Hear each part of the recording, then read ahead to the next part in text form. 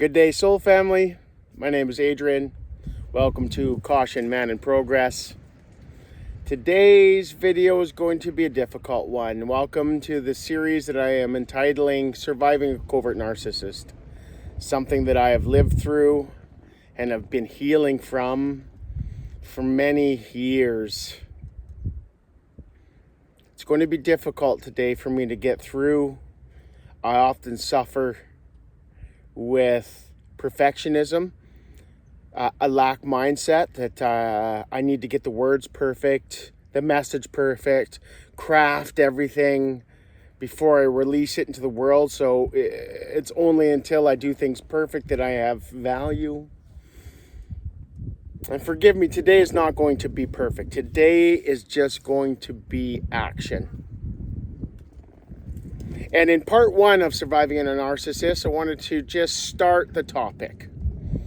Today's video will give you a little bit of introduction, introduce myself, and why it is that I feel the need to record this video, define what a covert narcissist is, and some characteristics. You'll see me peeking over the corner here. I have a few scribble notes just to try to keep me on track.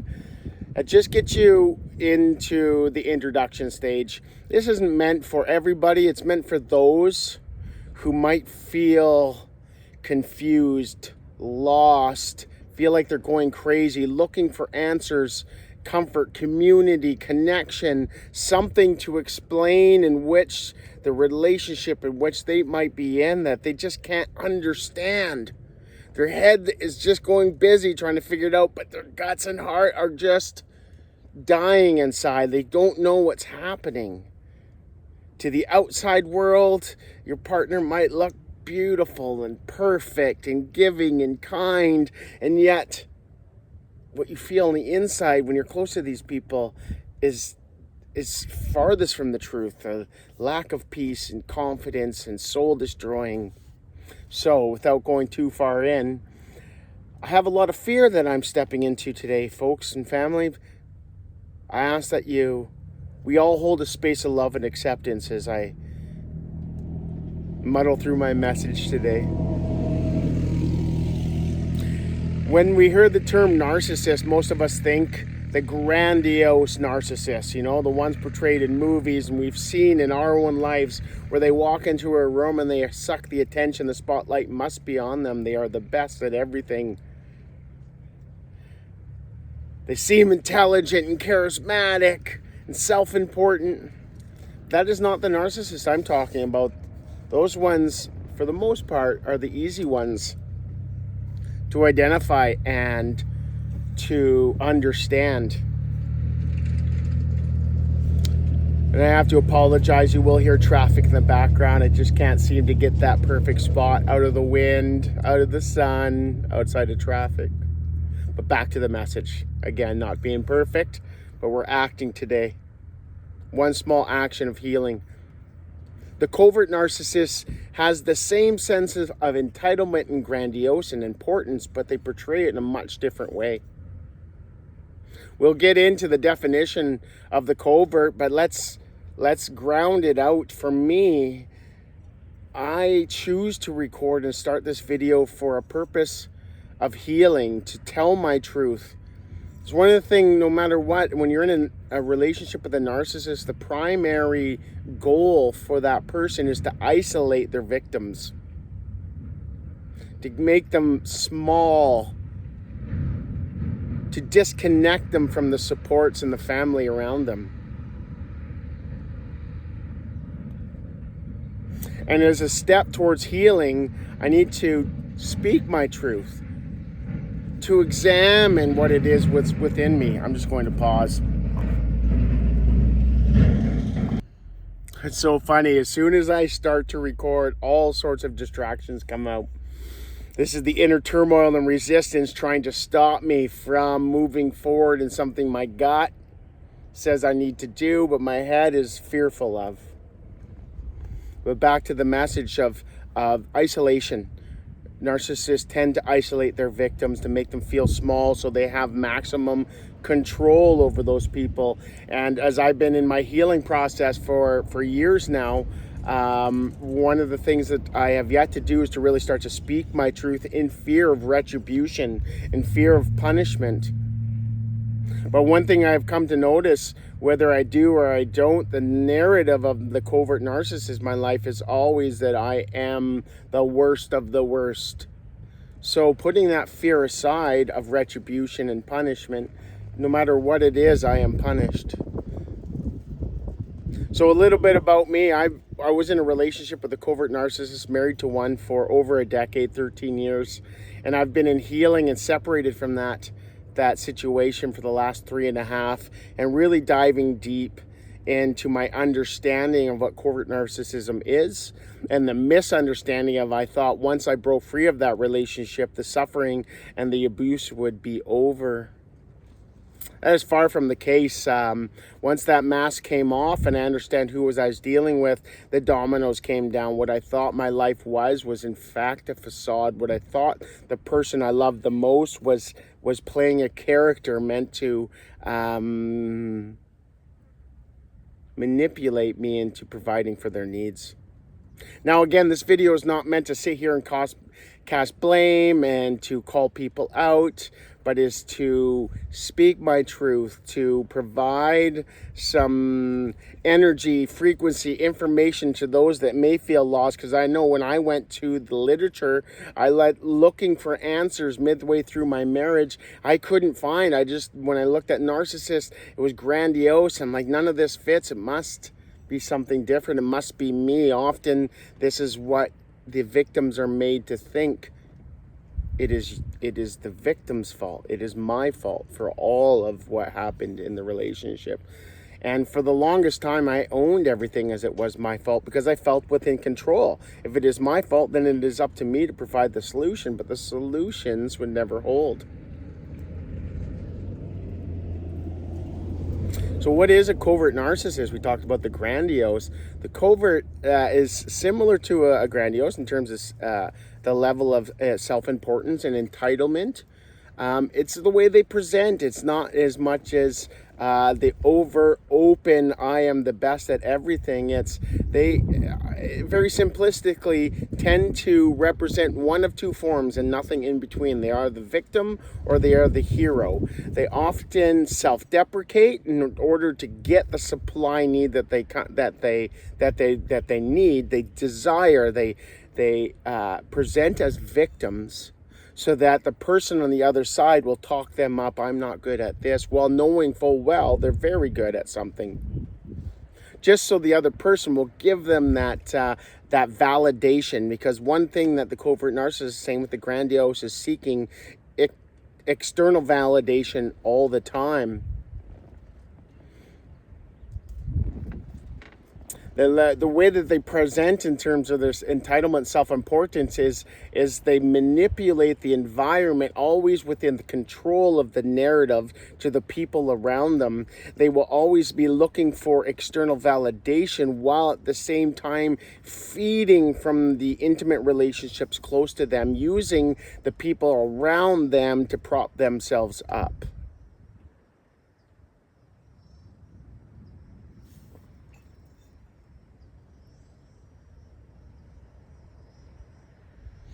There are stages of a narcissistic abusive relationship, and there are three: love bombing, devaluing, and discarding.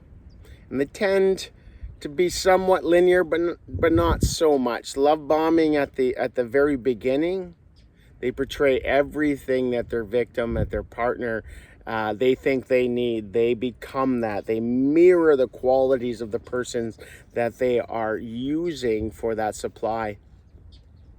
The devaluing, if you are a victim or a partner of a covert narcissist, it is hard not to feel like shit, like I am nobody, I am nothing.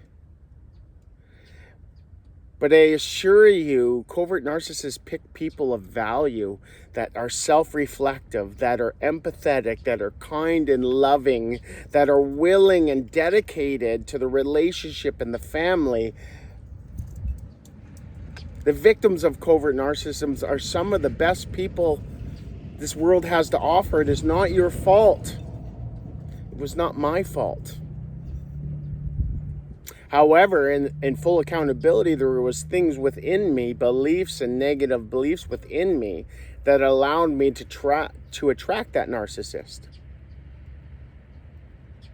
It is not my fault for the abuse, but I can take full account in how I attracted someone like that.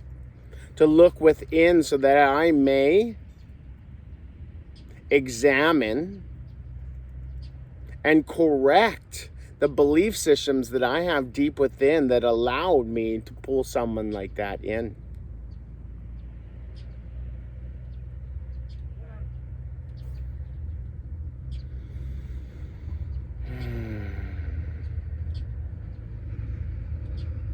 The love bombing phase is one that is meant to get you addicted. I'm going to pause this quickly. The love bombing phase is meant to get you addicted. They mirror all of the qualities that they see you want. They want to be that. Often, I know with female coverts, myself, is that at the beginning, the use of sex is very intense and passionate and a means of control. They mirror the best qualities of their victims back to them, so they believe that you are exactly what you wanted in a relationship that you thought you wanted. The devaluing is knowing that these people, the victims of coverts, are strong, highly empathetic, beautiful people. All of those qualities at the core of a narcissist, no matter what kind, there is deep insecurity. And how a narcissist can be made, there's lots of studies out there. And again, I don't think I said this. This is for information and educational purposes only. I'm not a clinician nor an expert. I'm an expert in my own experience and what I have gathered. Please look at it yourself.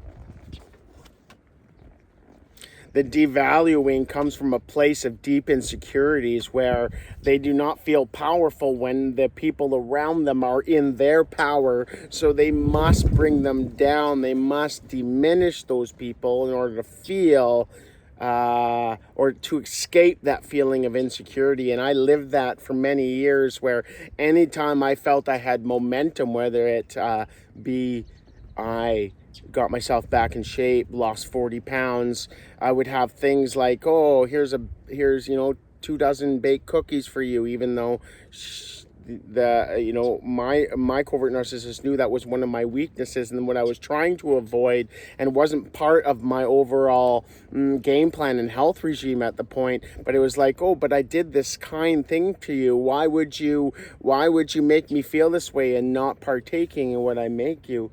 And I always kind of was confused with, if you wanted to support me in my power, make me a steak. But it was coming from that, I feel that you were getting too powerful, so I need to devalue. The other ways that these people, the covert narcissists, will devalue is controlling the narrative to friends, family, and children. And they'll do this in the relationship outside of your awareness. The lies, the deceit, the manipulation, the stories that were told about me were not in alignment with what the decisions I was making and who I was. It was told to me, well, this is my truth, and sure, we can say this is your truth, but in the actual reality of the actions that I made, it was inaccurate. It was meant to get to show the people on the outside that, one, they are the victim, and two, their partners or their victims are in fact insecure, are in fact unpredictable, are in fact psychologically weak or something wrong. So all of a sudden the friends and family start to think differently of you as the victim. They think you are the perpetrator.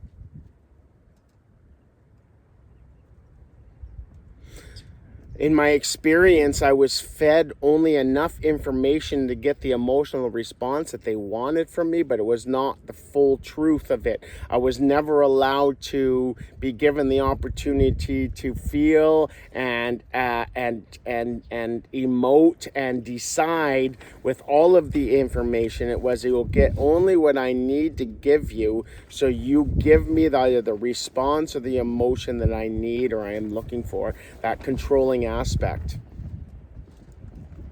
The devaluing stage is one that keeps pushing you down and pushing you down and pushing you down. And if any point in time you start to pull space away and start to look at gaining your own power, they will sprinkle some of that love bombing in. I couldn't figure out why I was so addicted to this cycle, and why am I so weak that I keep getting pulled in. When I cleared from this relationship, why did I allow this to go on? And there was actually a study out there, and I don't remember who did it, but it's around the dopamine response of the maybe. And what I mean that the study was around showing rats whether they would get treats. So they pressed a buzzer, they'd get a treat, press the buzzer, they'd get a treat, measure the dopamine amount of dopamine released. It was, there was a dopamine release, but it was fairly muted. When the researchers introduced the maybe, meaning not every time the buzzer was produced, now they would get a treat, that when the buzzer would produce, no treat, buzzer produced, no treat, buzzer would produce, and then a treat, when the amount of dopamine would spike would be similar to that of a drug, of cocaine. Just a huge spike of dopamine, and that's the addictive cycle. So within that love bombing and devaluing, friends, if you are victims of, please be soft and forgiving on yourself. That cycle of the maybe, oh, she does or he does love me. Look, I got a little sprinkle of love. You deserve the consistent action of loving and kind embraces where you are seen, you are considered at all times, not just sprinkle it in there. And remember, it's part of human psychology, that feeling of, oh, thank God she does or he does love me. And that is the powerful psychological manipulation tactic that many narcissists, not just coverts, will use in that love bombing, devaluing, and discarding. They will devalue a little love bomb, devalue a little love bomb. I started to pick up on this through my relationship when I intercepted texts or have people talk to me at the end of the relationship. I had friends and family kind of come out of the woodwork and tell me the type of things that were being said by my person, the person I brought closest, the person that was inside of my heart and wrapped in my love and I trusted the most, was the one that was in an insidious way controlling the narrative and trying to convince people around me that I was not stable, I was not dedicated, I was not a good father, I was not a good partner. They had to do all of the work, and they were always doing something. Friends, one of the clear signs that you were in a narcissistic relationship is look, when it ends, are you in a better state than when you began the relationship or not? And are they in a better state when they began the relationship or not? And often the narrative or what will play out is the victim. I came into the relationship feeling full of hope, full of potential, ready to grab life by the horns, and I left the relationship 13 years later feeling like I didn't want to go on. I didn't feel like I had any value. I was having troubles focusing. I couldn't really find my motivation. And when I looked at my partner's circumstance, they had a better career, they are financially secure, like they had friends and family, they had a life. There was like, wait a minute, you came in to my relationship very victimized, very underdog-like, and you left fairly powerful. I came in powerful and left very underdog-like. There's a draining effect that comes with relationships with a narcissist, whether it be romantic, at work, a friend, a family. You feel the drain right at the core body level. And through the devaluing phase, I spent years in this lower energy. I was chronically ill. It's like my body was screaming at me something is wrong. And in order for me to live and survive within the relationship, I actually disconnected these two centers. One of the most insidious effects of a narcissist, a covert narcissist, is to disconnect their victims from their intuition, from their gut feeling. No, you're wrong. No, you're wrong. No, you're wrong. How many times I was told that my view of the world and situation was incorrect. But yet I had all of this evidence that said, no, I'm exactly in the ballpark of understanding what's going on. No, you're wrong. No, you're wrong. And because I love and have a big heart, I wanted to believe so bad. So it must be me, a disconnect from head and heart. I had to shut this off. And I'm like, I'll figure this out in my mind. I'll figure out a solution. While traumatic event after traumatic event, after manipulation and lie after lie. And I couldn't figure out what was going on because I believed in them. If I brought you close, you must have my best interest in heart. You must be telling me the truth.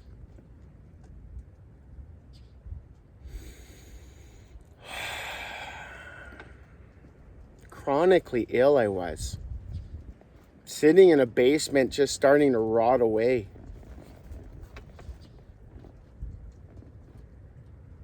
Owning everything as if it was me.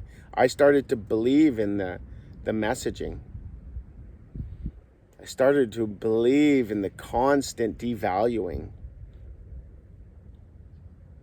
And then when I started to get the evidence, slowly but surely I needed that this person wasn't out for my best interest. They were only out for theirs. And that controlling the narrative was the only thing they're doing. That perhaps the person I saw was just a mirror of my best qualities. And there was a mask over top of something far more dangerous.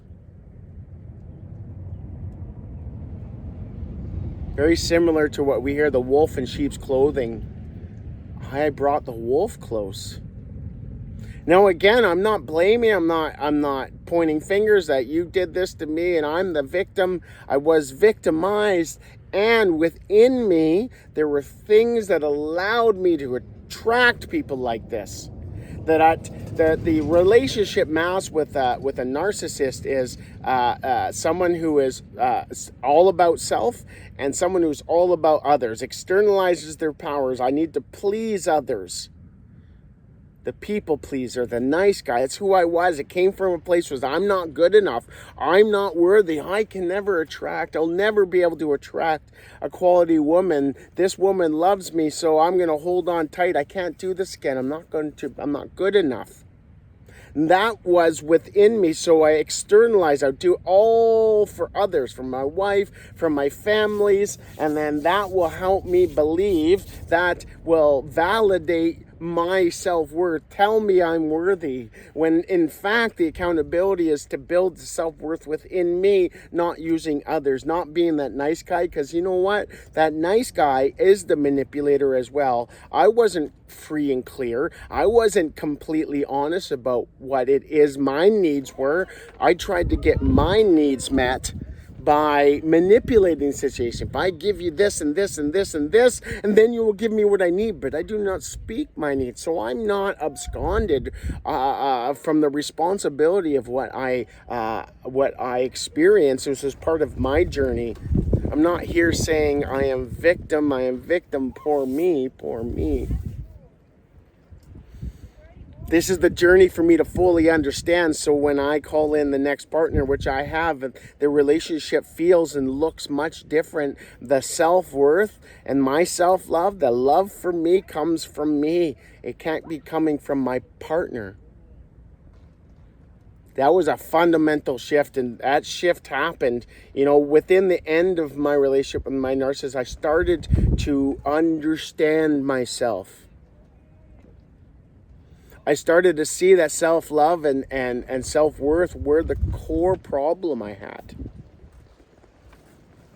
And as I started to address those issues, the power that the narcissist had, the worthiness didn't come from their feedback from me. My ability to meet their needs did not define my self-worth. I defined my self-worth. That power dynamic started to shift.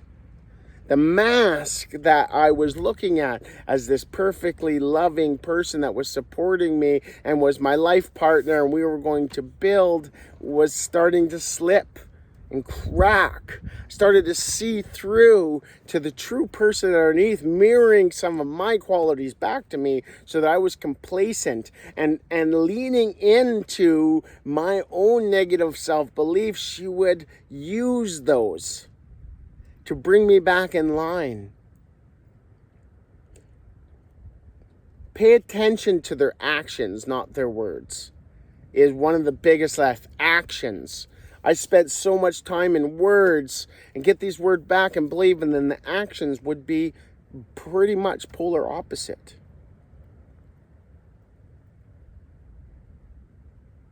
Actions, not words. And as I started to shift within myself, see the weakness, see that I was also a manipulator as a nice guy, as I could not speak my needs, that I thought I could not really say no, that I, this happy wife, happy life, just keep giving, and somewhere down the line, my needs will be met. If I make you happy, you will make me happy. And my happiness is not the responsibility of anyone. I manipulated and abused my covert narcissist at times to the same level that she did to me. I am not free and clear from these emotional scars. I am a conscious and unconscious contributor.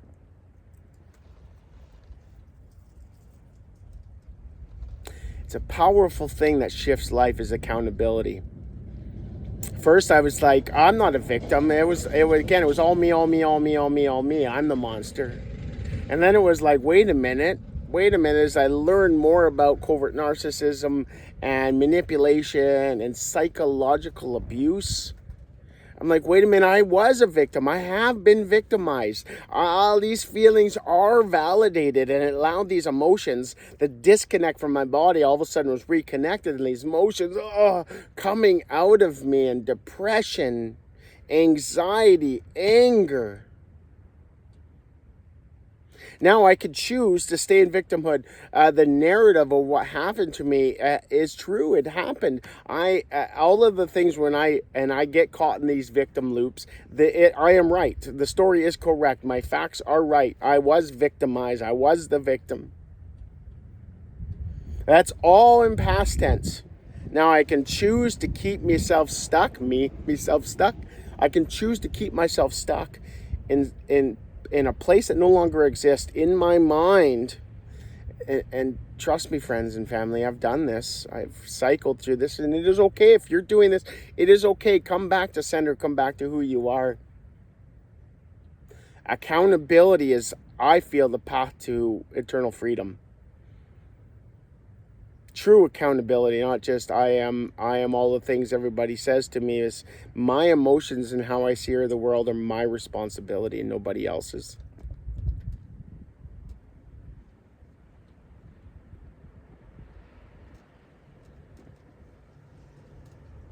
That being said, the level of a psychological abuse that occurs in a covert, it is one of the more insidious types of narcissism, in my opinion, because it is so veiled, it is so clever and disguised. It makes you feel that you are loved and you are this most important person that you are in a supportive relationship. Well, it drains you while there is knives in your back bleeding you, but you don't know where they come from. You just feel something is off. So many times I feel something is off.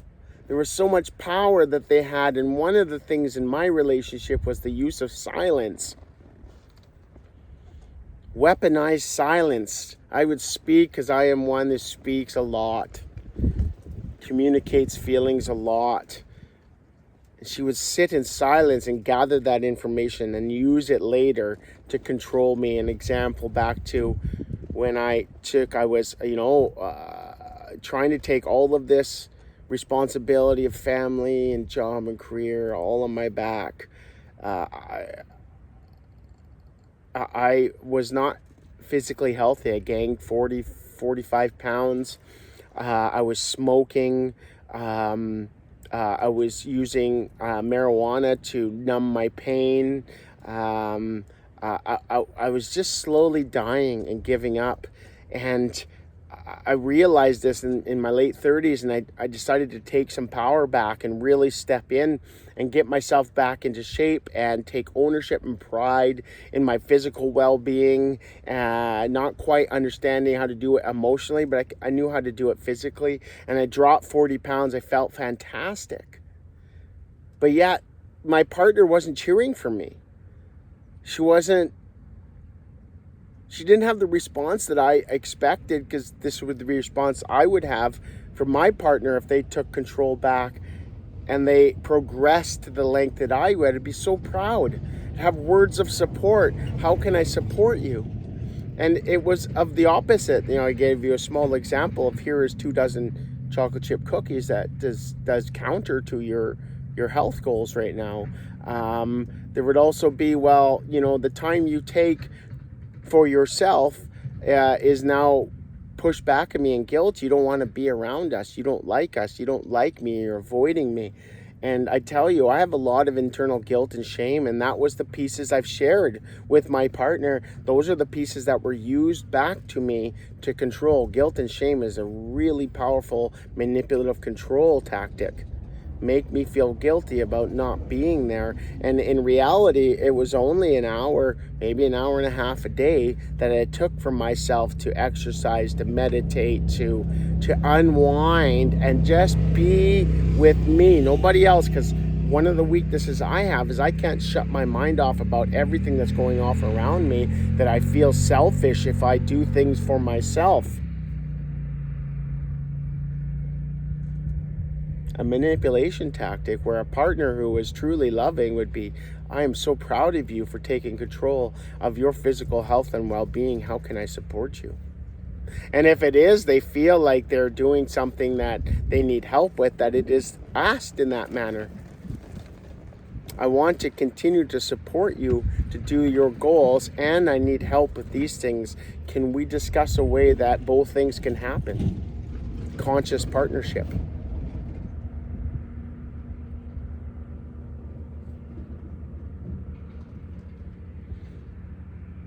Your body will always tell you something is wrong, and we often disconnect. I disconnected from that chronic illness. Like there was times it was like every couple of weeks I was sick. And I just wanted to give up. I tried so hard to please her, but I sacrificed myself. I'm just gonna pause. Sacrificed myself. I see friends that it's getting, about 33 minutes, and this is part 1, and a little bit of dumping on the intro. And however, the stories are what will bind us. If you are looking for answers and you feel that something is wrong, you feel that you're pouring everything in this relationship, but yet not getting anything back, and you're like, why? I don't feel like I can leave. It's that the abuse cycle, love bombing, devaluing, love bombing, devaluing, and that psychological trick about the maybe is the dopamine release when they give you a little sprinkling. You deserve more than a sprinkling, and realize it's a psychological response from yourself to go, oh, they do love me. Actions, not words.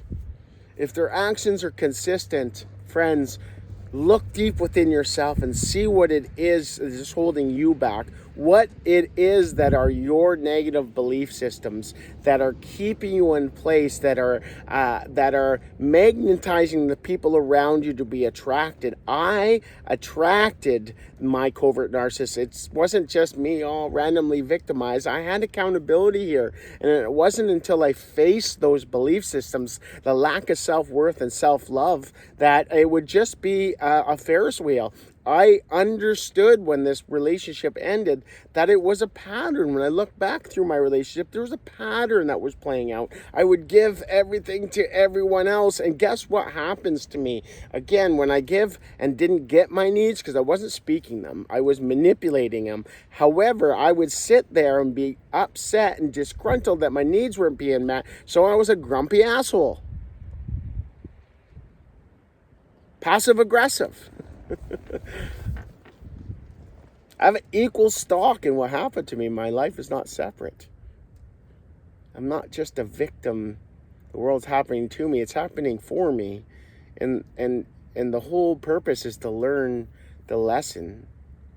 Now I'm going to end this part one, this long video here. And friends, if you feel this in a relationship and you feel you are the victim or that you are in a relationship with a covert narcissist, just know this. You are a beautiful soul.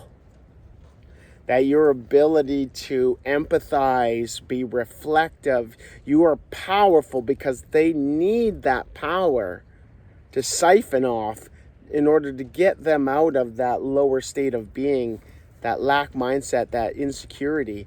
They need that power. They don't choose. Weak people.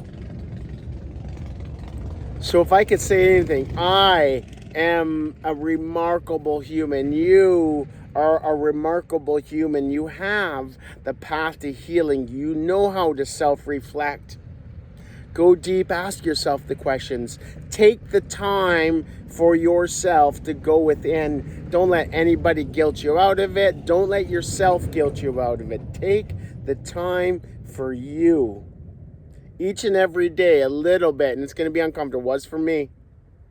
Love yourself. Do something loving for yourself. And if you were a parent, when I say loving, sometimes you have to give tough love, right? We have to do it to ourselves. When I got myself back into shape, it wasn't easy. I didn't want to. I was a smoker. I was out of shape. I would wheeze and huff and puff going up the stairs. When I started my emotional healing, I tell you what, when you open those boxes of things you've been shoving down, I've been shoving down all my life and did not want to ever feel, how hard and uncomfortable that was? Hell no. But that was the most loving thing I could do for myself, is to open up that Pandora's box and let those skeletons come up, examine them, love them, embrace them, and it was okay to feel it all. A trick. Maybe a trick, a tactic, a strategy. We humans tend to start, especially with feelings from a long time ago, putting stories on them. We got to get stories, and these stories play over and over, and they're just a perpetual loop. Feed the story, feel the feeling, feed the story, that over and over, round and round, Ferris wheel. The trick that I learned, maybe not a trick, a tactic, a strategy, to feel and be okay. Accept the feeling, whether it is shame, guilt, anger, remorse, all of those lower, jealousy, comparison, feel it. Try to disconnect from the story. Don't put a story, feel it. It's okay. Feel it and let it go. Great way to do this is just practice meditation, whatever that means for you. That's always a starting point. We don't know where our path is, and we only can tell where the next step is, the trailhead. I might get you to somewhere where you can explore yourself, but finding that space for yourself to go within, just to take some time to be quiet. If you don't know what it is that's within inside of you, when you sit quietly without distraction, it will come to you. It will be uncomfortable. It needs to be. And the more uncomfortable it is, the more you understand and know that you are on the right trailhead. Examine, go deep within it. And that takes so much bravery, so much courage, so much strength, and you have it in you. I never thought I had it in me. But man, The man I am today sitting here, I'm so proud for those steps, opening Pandora's box, but it gets lighter and lighter the deeper it in, and I'm not done it, folks. I'm speaking to you from a lot of activity. I'm just east of Cabo San Lucas in Mexico here on a beautiful beach, whales in the background, surfing and boating and swimming. It's a beautiful place to heal. I've come so far from being the man rotting in a basement, feeling like I can never be healthy and I can never be in shape, and injuries and illness and toxic thinking and suicidal ideation. I'm done. This is it. This is all that. I tried my best, and I've come so far. And you know what it is? I didn't know where I was going to end up. It's just one step at a time. I love you so much. If you stayed with me for these 40 minutes, I am so grateful for you. I believe so deeply that you can rise above what it is. I know I have, and I continue as I clear, as I embrace, as I love myself. The more I show up for me every day, the more I show up for my family. Oh. Self-love, selfishness. We'll just end on this. We're told not to do things for self because that's selfish. That is bad. And what I have learned, friends, is that each and every day should be for you. Because we can't do anything for anyone else unless we care for ourselves. And when I wake up low in the morning, I have done this enough times. And again, I'm not perfect. I started out with this video like there's so much resistance to make this because I need to do it within perfection. There is no perfect, friends. You are perfect just the way you are. I am perfect just the way I am. And when I wake up in those uncomfortable feelings, I ask myself, what is something I can do that is loving? Sometimes that loving action is not comfortable, and that's okay. I am cheering for you. I'm dedicated to me. And my dedication to me and my self-healing wants me to serve, brings a desire to serve, and I've been struggling how to do that. And you know what comes to me in my meditation is that my story is my service, my lessons is the power I have, and it's what I offer to you today. So much emotions welling up. I feel your pain. I feel mine. I feel the pride for me. I feel the excitement for you. You can do it. You can break free. Break free of generational trauma. Break free of limited beliefs given to you as a child. Break free of the pain, the cycles, the patterns. You don't need to know how to do it all today. Take the first right step for you. What is the first right step for you? And if you're like, I don't know, sit quietly, see what comes. See what uncomfortable thing shows up first. And sit with that for as long as possible, and then put it away, and then ask, what is something loving I can do? You know, for me, I had to ask myself what my inner child did. I like to bike. I like to be out in nature. I like to immerse in hot water, whether it be hot tubs or bath. I really enjoy a sauna. I enjoy looking for little critters out in nature, snakes and bugs. And that's where I started. What did I do when I was a kid to light me up? And that's what I started as self-love. And then and as I did that more, I started to look for things that are more uncomfortable. Cold water immersion, emotional clearing, psychological analysis of my internal state. Oh, those were a little bit scary. But today, friends, start where you can. Sit with yourself, see what comes up. I believe in you. I believe in me. Please, If you've made it this far, again, interact in the comments. Tell me, reach out to me, and tell me your experience, how this video hit with you. Maybe some of the things you're struggling with, your experience with your covert, your experience in your healing process. Ask me any questions you need, you want. I love you all. I am cheering for you. You can do this. All my love. Thank you for being with me. Again, my name is Adrian. This is Caution Man in Progress, a podcast where we go deep in all sort of uncomfortable things and beautiful things. And I will bebop all over the place. But this is the beginning of healing from covert narcissism, how to heal from a covert narcissist relationship. I love you all. Go forth. Shine your light in this world, friends. I love you and thank you for being here.